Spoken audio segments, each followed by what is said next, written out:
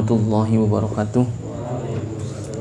Al-Fatihah biniyatil qabul wa tamami kulli sulin wa ma'mul wa salahi sya'ni zahiran wa batinan wa bi anna Allah yaftahu alina futuhal arifin wa yufaqqihna fid din wa yarzuquna kamal ikhlas wal yakin. Tsumma ila hadrati al-muallif hadzal kitab wa ala jami' ustadina wa masyayikhina wa liwalidina wa li jami'il mu'minin wal mu'minat wal muslimin wal muslimat wa ila hadratin nabi Muhammadin Mustafa Rasulillah sallallahu alaihi wasallam. Al-Fatihah. A'udzu billahi minasyaitonir rajim. Bismillahirrahmanirrahim. Alhamdulillahi rabbil alamin arrahmanir rahim maliki yaumiddin. Iyyaka na'budu wa iyyaka nasta'in. Ihdinas siratal mustaqim. Shiratal ladzina an'amta 'alaihim ghairil maghdubi 'alaihim waladdallin. Rabbighfir lana wa liwalidayna amin. Sekali lagi kita baca Al-Fatihah untuk orang-orang tua kita, guru-guru kita, saudara-saudara kita yang sedang sakit. Mudah-mudahan Allah angkat penyakitnya, Allah sehatkan badannya, nantiasa dipelihara oleh Allah Subhanahu wa taala. Dan juga buat orang-orang tua kita, guru-guru kita, saudara-saudara kita yang sudah meninggal dunia, mudah-mudahan selalu mendapatkan rahmat dan maghfirah. Allah jadikan kuburnya raudhah min riyadil jannah. Juga buat kita semuanya para jamaah, mudah-mudahan senantiasa disehatkan badan kita, dipanjangkan umur kita, dimurahkan rezeki kita, dikabulkan segala hajat-hajat kita, dimudahkan semua urusan-urusan kita. Anak-anak kita yang sedang nuntut ilmu mudah-mudahan dimudahkan oleh Allah Subhanahu wa taala. Dan juga kalau ada orang yang ingin berbuat jahat kepada kita, mudah-mudahan enggak sampai kejahatannya kepada kita, melainkan Allah balikan menjadi nikmat buat kita. Ala hadhihi niyyah wa ala kulli niyatin salihah wa ila hadratin nabi Muhammadin Mustafa Rasulillah sallallahu alaihi wasallam. Al-Fatihah. A'udzu billahi minasyaitonir rajim. Bismillahirrahmanirrahim. Alhamdulillahi rabbil alamin arrahmanir rahim maliki yaumiddin. Iyyaka na'budu wa iyyaka nasta'in. Ihdinas siratal mustaqim. Shiratal ladzina an'amta 'alaihim ghairil maghdubi 'alaihim waladdallin. Amin. Bismillahirrahmanirrahim. Alhamdulillahi rabbil alamin wassalatu wassalamu ala asyrafil anbiya'i wal mursalin wa ala alihi wa sahbihi ajma'in. Rabbi yassir wa la tu'assir, rabbi tamim bihil khair, rabbi syrah li sadri wa yassir li amri wahlul 'uqdatam min lisani yafqahu qawli. Qalu subhanaka la ilma lana illa ma 'allamtana innaka antal alimul hakim. Qala al-musannif rahimahullahu ta'ala wa adaman naf'a bihi wa bi barakati ulumihi fid darain amin. Qala ats-tsalitsu mashul wajhi kullihi wa la yajibu isalut turabi ila manabitis sya'ri wa la yundabu. Ar-rabi'u mashul yadaini wal kayfiyatul masnunatu fi mashil yadaini ayyad'a asabi'al yusra wal ibhama ala zahri asabi'il yumna siwal ibhamu bihaitsu la takhruju anamilul yumna an musabbihatil yusra wa yumirruha 'alal yumna fa idza balaghal qu'a dhamma atrafa asabi'ihi ila harfi dhira'il mirfaqi. Wallahu subhanahu wa ta'ala alam. Kita lanjutkan bacaan kita masih dalam pembahasan furudut tayamum ya. Fardu tayamum ya. Kemarin sudah kita bahas. Yang pertama adalah naqlut turab ya, memindahkan tanah atau debu. Lalu yang kedua an-niyatu, niat. Nah, ini masuk yang ketiga, ats-tsalitsu mashul wajhi ya. Jadi fardu tayamum yang ketiga adalah mengusap muka ya, kullih. Jadi seluruhnya tuh yang dikata muka ya diusap tuh. Tapi wala yajibu isalut turabi ila manabitis sya'ri wala yundabu. Tidak diwajibkan untuk menyampaikan tanah debu itu ila manabitis sya'ri, sampai kepada tempat tumbuhnya rambut gitu. Karena memang ada kesulitan, bahkan wala yundabu, tidak disunahkan itu. Jadi sunnah aja kagak, apalagi wajib. Nah, ini yang menjadi kewajiban tayamum yang ketiga adalah mengusap muka. Jadi muka yang mana? Kullih ya. Muka yang dikata muka ya usap tuh. Ya, kecuali memang tidak, di sini tidak diwajibkan untuk ya menyampaikannya tanah debu itu sampai kepada ila manabitis sya'ri, sampai tempat tumbuhnya rambut ya, nggak mesti. Jadi batas mukanya ya udah dah diusap gitu. Jadi yang perlu digarisbawahi di sini adalah mashul wajhinya di sini. Artinya mengusap mukanya. Jadi ketika tanah debu itu kita ambil ya dari tempatnya ya, bidorbatis tsaniyah ya, ambil yang kedua apa? Ya, yang pertama bidorbatil ula, ambil yang pertama itu mashul wajhi, usap muka tuh.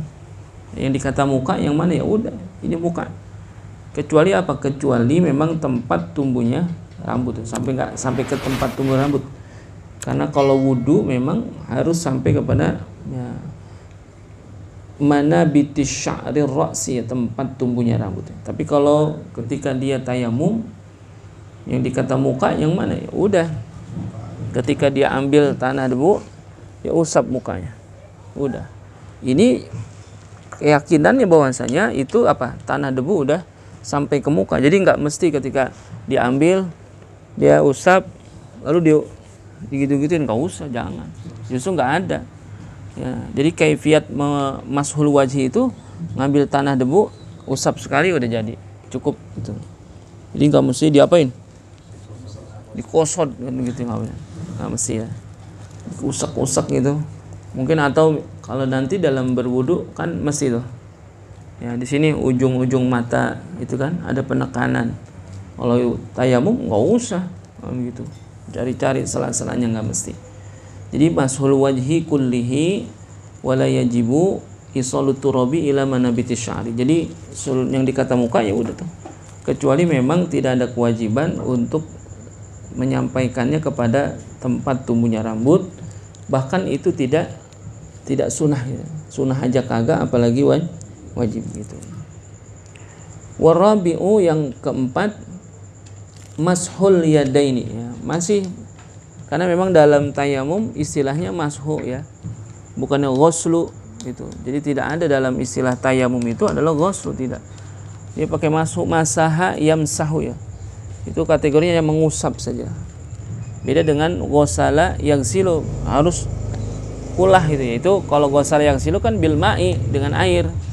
Tapi kalau masaha yamsahu itu mengusap. Bisa jadi masaha yamsahu mengusap dengan apa? Biturabi, dengan tanah atau debu. Jadi wajibnya tayamum yang keempat itu adalah mashul yadaini ya, mengusap muka dua tangan. Wal kaifiyatul masnunatu fi masil yadaini, adapun kaifiatnya, bagaimana tata caranya yang disunahkan di dalam mengusap kedua tangan di dalam tayamum itu, ayyadha'a asabi al-yusra wal ibham ala zohri asabi il-yumna, si wal ibham. Jadi ini ayyadha'a asabi al-yusra wal ibham, jadi meletakkan jari-jari tangan kiri dan juga jempolnya ala zohril asabi ya, al-yumna. Kemana zohril asabi? Zohril asabi ini, zohril asabi berarti apa? Jari-jari yang bagian ini yang zohril asabi. Siwal ibham, tapi bukan, kecuali apa? Jempolnya. Jadi ini jari-jari tangan kiri ditaruh di mana? Nah di sini. Jari-jari tangan kanan. Jadi ketika diambil itu bidorbatis tsaniyah, ngambil yang kedua. Nah ini taruh sini dan itu. Bihaitsu la takhrujul anamil yumna min musabihatil yusra. Ya sekira-kira itu nggak ada yang keluar dah, cukup segitu dah. Lalu wa yumirraha 'alal yumna fa idza balagal qu'a dhamma atrafa asabihi ila harfiz dhira'i wal mirfaq ya. Jadi ketika jari-jari tangan kiri itu ditaruh di jari-jari tangan kanan, kecuali mana? Kecuali jempolnya. Enggak. Udah gitu. Tarik sampai kepada al-mirfaq. Apa? Sikutnya gitu. Wa yumirraha ilal mirfaq tsumma yudira batina kafihi ila batni dhira'i. Nah, ketika ini sampai di sini, puter aja sini. Gitu. Berhenti di sini nih. Gitu ya. Sampai apa? Nah, pergelangan al-qu'. Jangan diterusin. Kalau misalnya di sini diusap gitu, antar bakal ngusap ini mana? Ngambil lagi? Ya kagak bisa. Kan tadi harus dengan apa?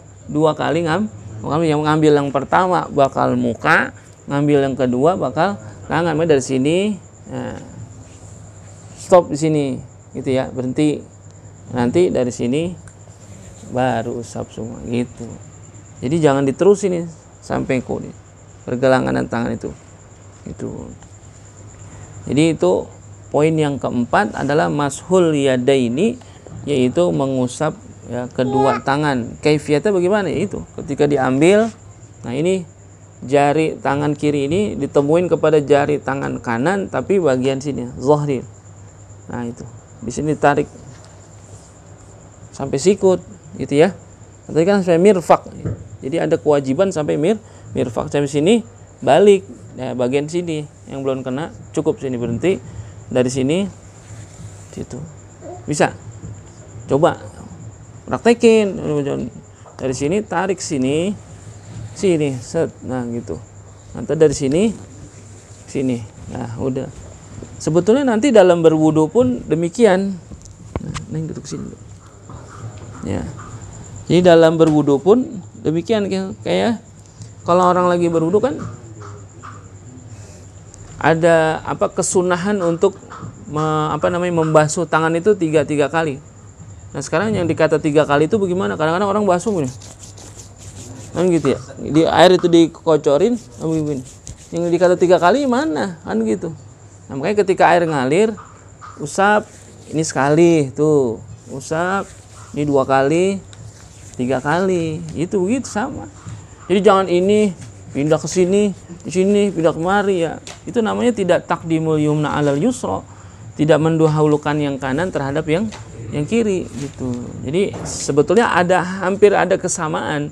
Jadi ketika membasuh tangan di dalam berwudu, lalu ketika mengusap tangan ketika tayamum, itu hampir ada kesamaan. Karena apa?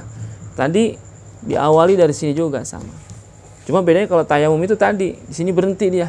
Berhenti baru sini diusap gitu. Wal khamisu, yang kelima, at-tartibu bainal mashataini. Tertib. Ya.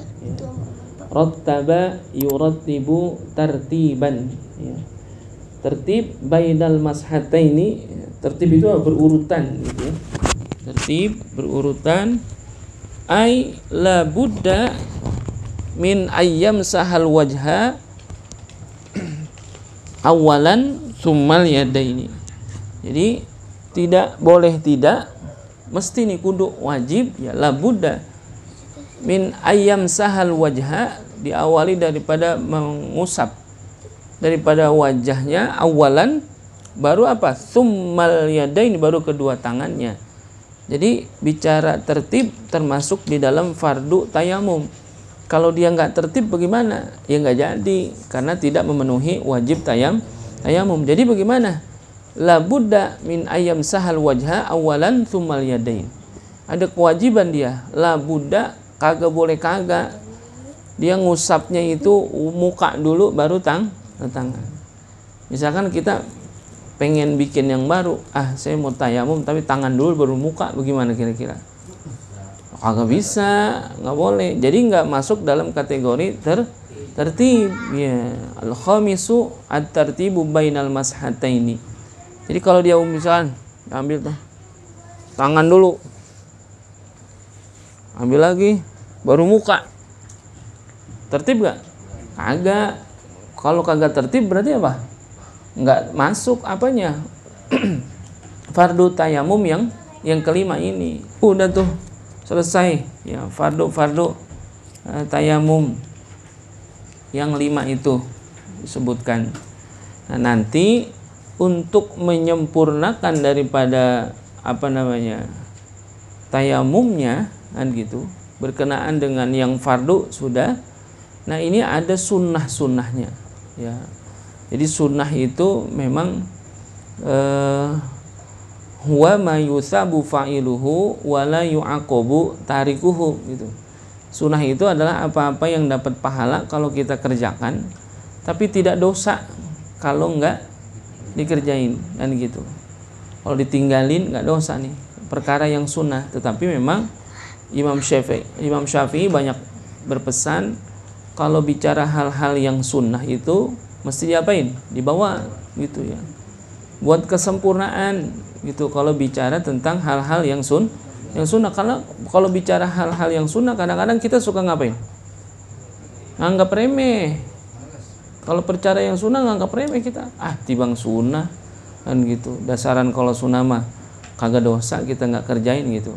Kadang kita suka merasa seperti itu, padahal bicara yang sunnah itu kalau menurut pendapat Imam Syafi'i, kalau dia bicara yang sunnah itu melekat pada pekerjaan wajib itu utama gitu ya.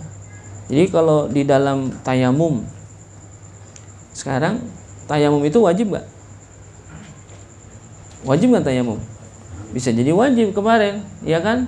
Tergantung apanya? Ilatnya. Nah, ada kewajiban tayamum. Nah, kalau bicara tayamum itu wajib, lalu di dalam tayamum itu ada hal-hal yang sunnah. Hal yang sunnah itu nempel dalam pekerjaan wajib. Berarti apa? Afdol, utama. Seperti ketika sholat, gitu ya. Sholat ada rukun sholat. Nah, di dalam sholat ada hal-hal yang sifatnya sunnah. Nah, karena sifat yang sunnah itu melekat pada pekerjaan wajib, beda sunnah yang biasa dengan pekerjaan sunnah yang melekat pada pekerjaan wajib. Jadi jangan pernah meremehkan pekerjaan sunnah gitu. Justru kalau pengen dapat kecintaan dari Allah, memperbanyak amalan-amalan sunnah gitu. Jadi di dalam tayamum ya, sunanut tayamumi, adapun sunnah tayamum, dhabituha kullu sunnatin min sunanil wudu'i yumkinul ityanu biha fit tayammumi fahiya sunnatun illa tathlitha wa takhlilal lihya wa yazidu fit tayammumi khamsatu sunanin. Jadi yang dikata sunnah di dalam tayamum itu kullu sunnatin, seluruh hal-hal yang sunnah, min sunanil wudu, daripada sunnah wudu, yumkinul ityanu biha fit tayammumi, itu dimungkinkan dalam pekerjaan tayamum. Jadi hal-hal yang sunnah dalam wudu bisa jadi masuk juga dalam sunnah tayamum. Fahiyah sunnah, maka ikut juga sunnahnya. Illa tathlith, kecuali tathlith. Tathlith itu apa? 3 kali. Kalau dalam wudu kan ada kesunahan ya, basuh muka 3 kali, basuh tangan 3 kali. Tapi dalam tayamum illa tathlitha, kecuali tathlits, yaitu mengusapnya dengan 3 kali, itu nggak ada di dalam tayamum. Wa takhlilal lihya, dan juga nyelain jenggot, nggak ada tuh. Kalau berwudu ada kesunahan, ketika dia basuh dia sela-selain tuh jenggotnya. Nah, tapi kalau dalam tayamum ketika dia ngusap muka, karena jenggot itu masih bagian daripada mukanya, tidak ada kesunahan dia untuk ngapain? Nyelain jenggot itu pakai debu, nggak ada. Jadi illa tathlitha wa takhlilal lihyati, kecuali adalah 3 kali dalam basuhan atau dalam usapan, wa takhlilal lihyati, dan juga nyelain jenggot di dalam tayamum itu nggak ada itu. Wa yazidu fit tayammumi khamsata sunanin, dan ditambahkan di dalam tayamum itu ada 5 sunnah gitu ya, selain daripada sunnah-sunnah yang ada di dalam berwudu gitu. Jadi masuk juga sunnah-sunnah dalam berwudu, dalam sunnah tayamum masuk, tapi dalam tayamum ditambahin 5 sunnah. Apa yang pertama? Tafrijul asabi ya, tafrij, merenggangkan jari ketika tayamum itu hukumnya sunnah. Jangan direnggangin tuh. Jadi ketika ngambil ngambil tanah itu ya, sunnah direnggangin. Jadi sunnah aja tuh. Andai kata nggak tafrij ya, agak rapat nggak masalah. Yang penting tanah debu itu apa, nempel itu di tangan kita. Nah, tafrij menjadi sunnah tuh. Ya afdalnya tafrij. Dalam rangka apa? Berihtiyat. Tanah debu yang nempel itu lebih apa? Lebih banyak kan gitu. Lebih merata. Lalu yang kedua, takhfifut turabi ba'da dharbi. Takhfifut turabi ba'da dharbi. Setelah diambil, diapain? Takhfif. Ya. Sunnah gitu ya. Jadi dalam rangka apa? Jatuhin yang kasar-kasar ya. Walaupun hikmah daripada takhfifut turabi ba'da dharbi itu adalah untuk merontokkan tanah debu yang rada kasar, walaupun tanah debunya udah kita yakini itu halus, tetap masih ada kesunahan dia untuk takhfifut turabi ba'da dharbi. Itu sunah tuh. Lalu yang ketiga, watsalitsu alla yarfa'a yadahu anil udwi hatta yutimma mashahu. Tidak mengangkat tangannya dari anggota tayamumnya hatta yutimma mashahu, sampai sempurna usapannya. Ini sunnah saja. Contoh bagaimana? Begini, kalau misalkan tanah ambil, diusap, diangkat, ya, ditaruh lagi, gitu ya. Maksudnya begitu tuh. Jadi jangan mengangkat kedua tangannya anil udwi, dari anggota yang mesti diusap di dalam tayamum, hatta yutimma mashahu, sampai sempurna apanya? Usapannya. Jadi afdolnya ketika dia tempelin apa, dia ambil tanah ke tempatnya, lalu dia usapin ke muka, jangan diangkat tangannya sampai apa? Sempurna usapannya. Atau ketika tangan, jadi jangan diangkat, disambung itu. Jadi jangan diangkat. Iya, ini sunnah tidak mengangkat mengangkat tangannya dari anggota yang dia lagi usap. Itu sunnah aja. Nah sekarang pertanyaannya, kalau dia lagi ngambil tanah, lalu dia usap, lalu diangkat, diterusin, boleh nggak? Boleh nggak? Boleh. Karena hanya sunnah saja, tetapi memang kurang afdol. Gitu. Jadi alla yarfa'a yadahu. Jadi jangan mengangkat tangannya anil udwi, dari anggota tayamum itu, hatta yutimma mashahu, sampai betul-betul sempurna apanya? Usapannya tadi, ya.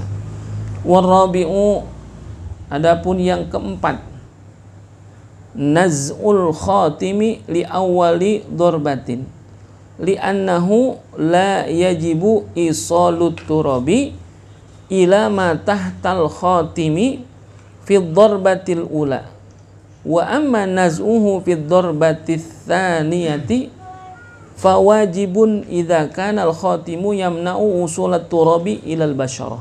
Gitu. Yang keempat, naz'ul khatim li awwali dharbatin, disunahkan untuk melepaskan cincin, ya. Li awwali dharbatin, dari awal mula dia ngambil tanah debu. Sunnah tuh. Jadi kalau dia pakai cincin gitu ya, sunnah diapain? Lepas dulu, naz'ul khatim kalau pakai cincin. Kalau enggak ya enggak masalah, ya. Sama juga halnya ketika wudu, ya. Dalam riwayat katanya Rasulullah itu pernah berwudu tanpa melepas cincinnya. Gitu ya, tanpa melepas cincinnya. Tapi memang lebih afdol diapain? Dibuka. Tapi ketika nggak dibuka, kan berwudu boleh. Yang penting apa? Tahrik, menggerak-gerakkan itu apa? Cincin. Jadi kalau lagi berwudu, khawatir kadang-kadang orang kalau berwudu cincinnya ditaruh itu, habis wudu dia balik lagi udah nggak ada, manahan bacan lagi, gitu, hilang. Sayang kan.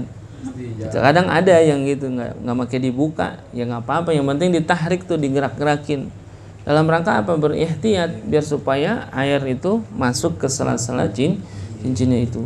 Jadi naz'ul khatim li awwali dharbatin, itu sunnah untuk melepaskan cincin di awal mulanya dia ngapain? Ngambil tanah. Di annahu la yajibu isalut turabi ila ma tahtal khatim fi dharbatil ula. Karena apa? Tidak ada kewajiban, la yajibu isalut turab, enggak wajib untuk menyampaikan itu tanah debu, ila ma tahtal khatim, kepada kemana, ke bawah cincinnya, enggak wajib tuh.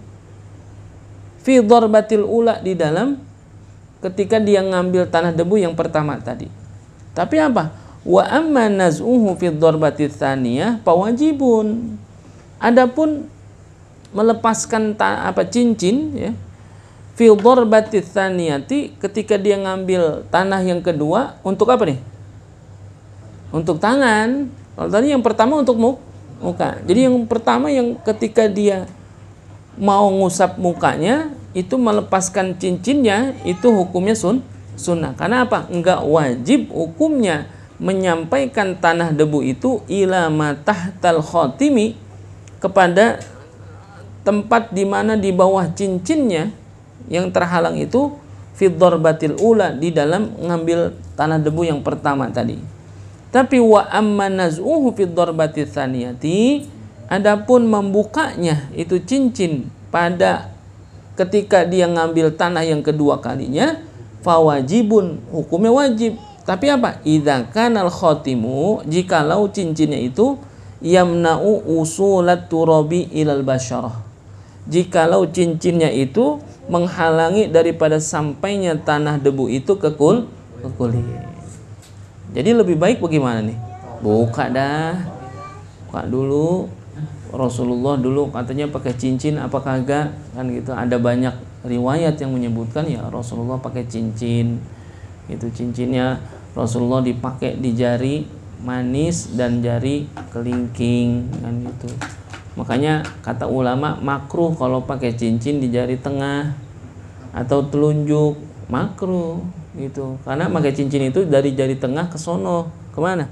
Kemarihin, kemana? Jari manis atau jari kelingking gitu. Ada yang menyebutkan Rasulullah cincinnya dua, satu di jari manis, satu di kelingking gitu. Kalau yang satu yang di kelingking sebagai apa? Stempel kan gitu. Kalau yang di jari manis ada batunya dari Yaman gitu. Batu Yaman tuh. Kalau dari jauh dilihat hitam, cuman kalau di center merah. Nah, itu Yaman. Jadi yang keempat, naz'ul khatim li awwali darbatin, itu membuka cincinnya di awal dia ngambil tanah debu, itu hukumnya sunnah saja. Tetapi ketika di yang kedua kalinya, karena itu nanti dia mau ngusap tangannya dan dikhawatirkan ketika ada cincin justru usapannya itu nggak sampai kepada ke tangannya, jadi nggak sempurna, maka membuka cincinnya itu menjadi wajib gitu. Kama qala sahibu Safwatiz Zubad, sebagaimana yang dikatakan oleh Safwatuz Zubad, wa naz'u khatimi li ula dudrabu amma li tsani darbatin fayajibu. Jadi membuka cincin di awal itu tudrabu ya, amma li tsani darbatin fayajibu, maka sunnah ya di awal, lalu yang kedua menjadi wajib gitu. Wal khamisu, yang kelima, alla yamsaha at-turaba an a'dha'i tayammumi hatta yafrugha minas salati. Jadi tidak mengusap tanah debu yang ada di anggota tayamum itu sampai selesai daripada sholatnya. Ya udah tayamum nih, udah nih ya, ngambil tanah debu, diusap ke muka, diambil lagi, diusapin ke tangan, selesai. Habis itu kan langsung apa dia? Sholat kan gitu. Lalu ketika dia lagi sholat, alla yamsahat turaba, jangan diapain? Diusap tanah debunya, kan tanah debu tadi udah nempel tuh, nempel di muka dan nempel juga ke kedua tangan. Jangan diapain? Alla yamsahat turaba an a'dha'i tayammum. Jadi jangan mengusap tanah debu tadi yang udah nempel ke anggota tayamum hatta yafrugha minas shalah, sampai dia selesai salat. Ya, tapi ini hukumnya sunnah aja. Andai kata itu tanah debu udah nyampe ke muka ketika dia mau sholat, kan nggak enak nih, apa gatal atau gimana, lalu diusap begitu, boleh nggak? Boleh. Karena apa? Sunnah saja. Alla yamsahat turaba an a'dha'i tayammum, Jadi ada kesunahan untuk tidak mengusap daripada tanah debu itu min a'dha'i tayamum, daripada anggota tayamum yang tadi dia udah usap dengan tanah debu itu, hatta yafrugha minas sholati, sampai selesai dia sholat. Sama tuh dalam bab wudu juga kan begitu. Ketika kita berwudu, ad-dalku ya, ngapain? Ngelap ya. Jadi dilap tuh. Habis wudu kita lap. Itu hukumnya makruh, karena ada kesunahan ketika kita berwudu sampai selesai sholat kita ya, kalau bisa dalam keadaan sholat pun ya masih ada apa? Bekas-bekas wudu kita tuh. Oh, dilap bagaimana? Makruh doang. Ketika tayamum bagaimana? Sama, allayam saha at-turaba an a'dha'i tayamum. Jadi tidak mengusap tanah debu itu daripada anggota tayamum yang tadi kita udah usap ya, yang udah kita sampaikan tanah debu itu ke anggotanya, ke muka dan kedua tangan, hatta yafrugha minas shalah, sampai selesai dia sholat. Itulah yang termasuk di dalam sunnah-sunnah di dalam tayamum. Jadi kalau dikata sunnah tayamum apa? Sama seperti sunnah wudu, kecuali tatslits dan takhlilul lihyah.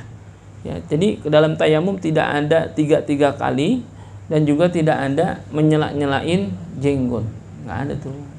Atau kalau dalam berwudu kumur-kumur sunnah apa wajib? Kumur-kumur sunnah apa wajib? Masih bingung ya. Kumur-kumur sunnah, istinsyaq sunnah, kan gitu. Walaupun itu sunnah di dalam berwudu juga bisa masuk dalam sunnah tayamum. Ya ketika tayamum jangan apa? Jangan kumur-kumur pakai debu, kan begitu. Nah, tadi kan katanya kullu sunnatin min sunanil wudu, kan gitu ya. Setiap sunnah daripada sunnah wudu yumkinul ityanu, ada dimungkinkan dia bisa menjadi apa? Biha fit tayamum gitu. Fahiya sunnah, dan itu jadi sunnah juga di dalam tayamum kalau artinya dia sesuai dengan keadaan tayamum. Ya kan kalau ada yang berpikiran lah kan kumur-kumur di dalam wudu itu sunnah, berarti ketika tayamum begitu juga loh. Kagak itu. Jadi ada pengecualian, itu enggak semuanya. Jadi hal-hal yang sunnah dikerjakan di dalam berwudu itu sunnah juga di dalam tayamum, tidak semua. Itu hanya beberapa saja.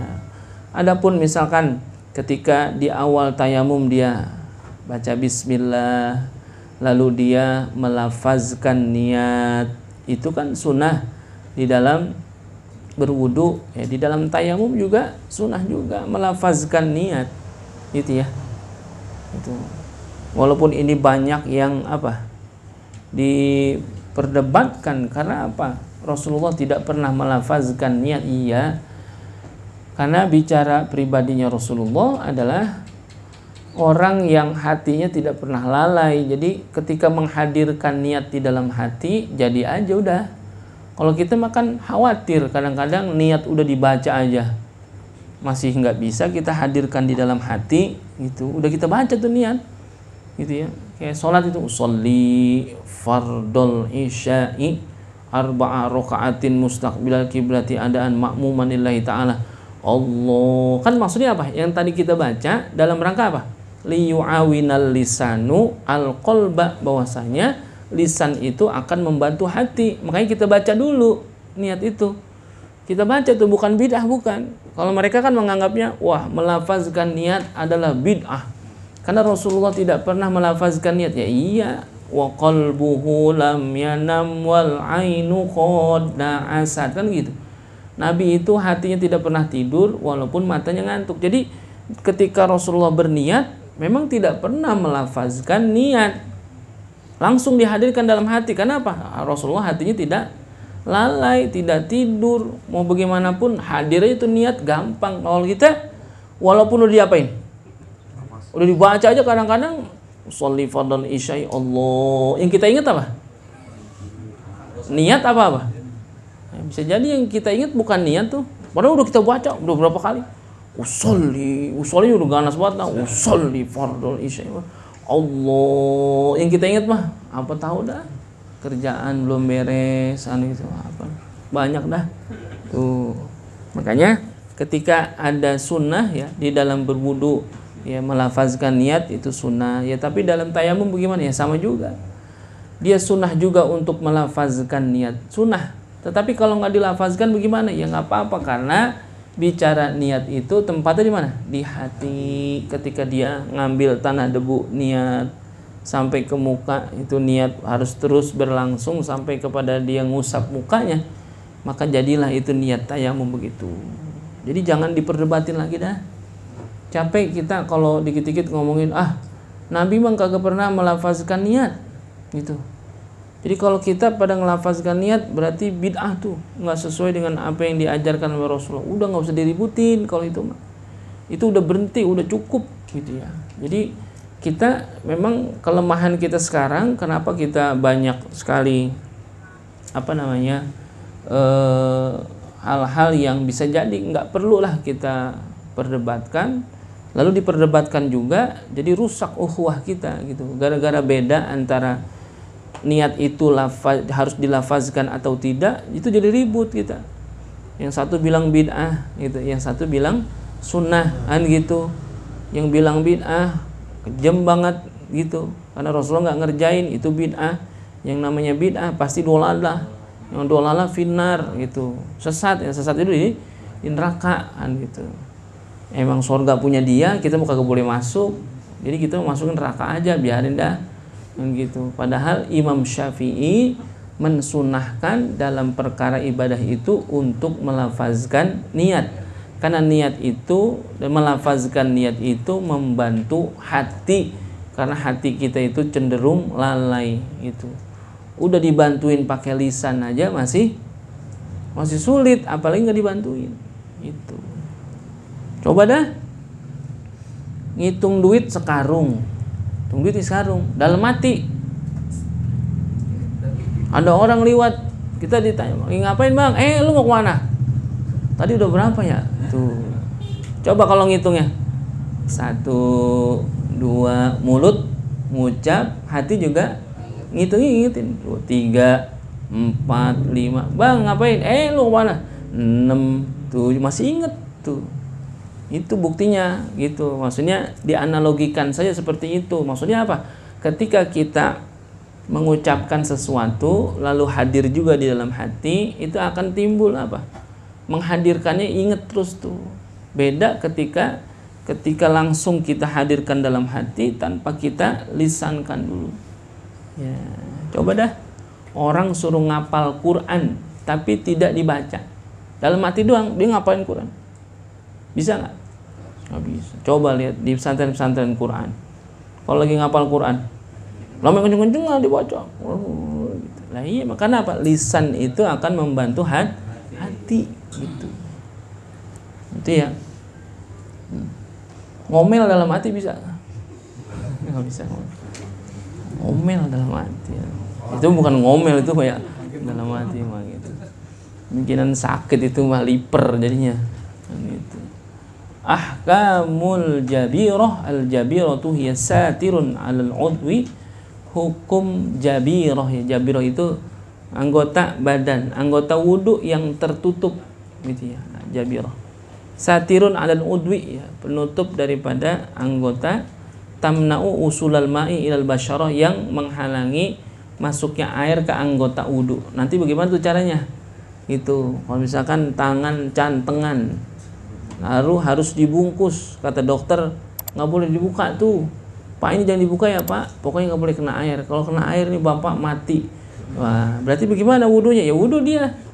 Lalu yang tertutupnya nanti bagaimana? Nah, nanti insya Allah kita bahas minggu depan. Ahkamul jabirah, wallahu subhanahu wa ta'ala a'lamu.